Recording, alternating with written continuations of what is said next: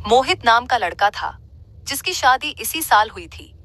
मोहित अपनी पत्नी को लेकर बहुत ही खुश था।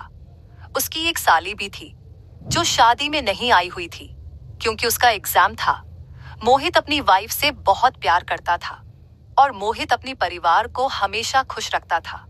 साली का एग्जाम खत्म हुआ और वह घर पर आई। उसे अपने बहन से मिलने का बहुत ही मन कर रहा था।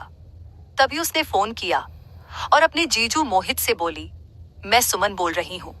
पहली बार अपनी साली को देखा तो अपने आप को संभाल नहीं पा रहा था क्योंकि उसकी साली सुमन बहुत ही खूबसूरत थी। मोहित मन ही मन में सोचने लगा, काश मेरी शादी इस लड़की से हुई होती। यह तो लगता है कि जन्नत की परी है। और यह सोचते हुए मोहित अपने गाड़ी पर बैठकर उसे घर लेकर जाने लगा।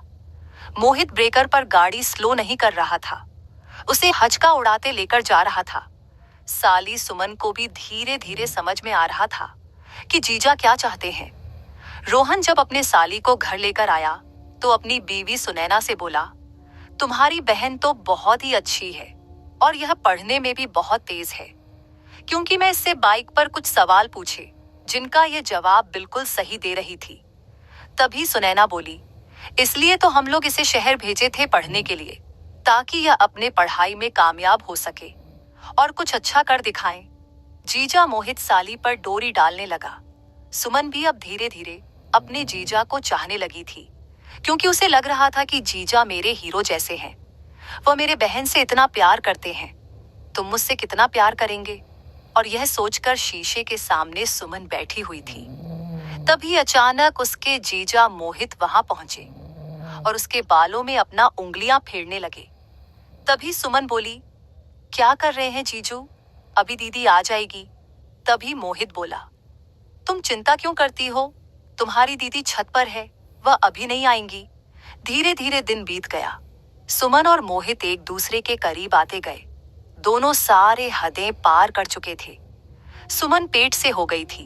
जब यह बात मोहित को पता चली तो मोहित पछताने लगा, मैंने क्या कर दिया। तभी सुमन ने कहा, अब सोचने का वक्त नहीं है, जीजू मुझे भी अपना लीजिए।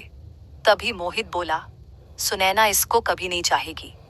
मुझे बहुत बड़ी गलती हो गई है, परंतु इसका प्रायश्चित कैसे करूं समझ में नहीं आ रहा है। तभी सुमन बोली, मैं कुछ नहीं जानती हूँ, मैं इस बच्चे को चाहती हूँ और यह भी चाहती हूँ कि इस दुनिया में आए, क्योंकि यह हमारे प्यार की निशानी है। रोहन इस बात से हमेशा परेशान रहने लगा। रोहन करे भी तो क्या करे। और धीरे धीरे यह बातें सुनैना को भी पता चलने लगी। सुनैना भी अब क्या करे, उसे भी समझ में नहीं आ रही थी। वह किसे गुनहगार समझती है, अपनी बहन को या अपने पति को, क्योंकि गलती तो दोनों ने की थी और इसके बीच तड़प रही थी। सुनैना ने अपने घर वालों से फोन पर सारी बातें बताएं और मोहित से तलाक करने की बात बोली। मोहित और सुनैना का तलाक हो गया, पर इस तलाक से फायदा सुमन को हुआ क्योंकि रोहन और सुमन दोनों शादी कर लिए और दोनों खुशी खुशी अपना जीवन बिताने लगे।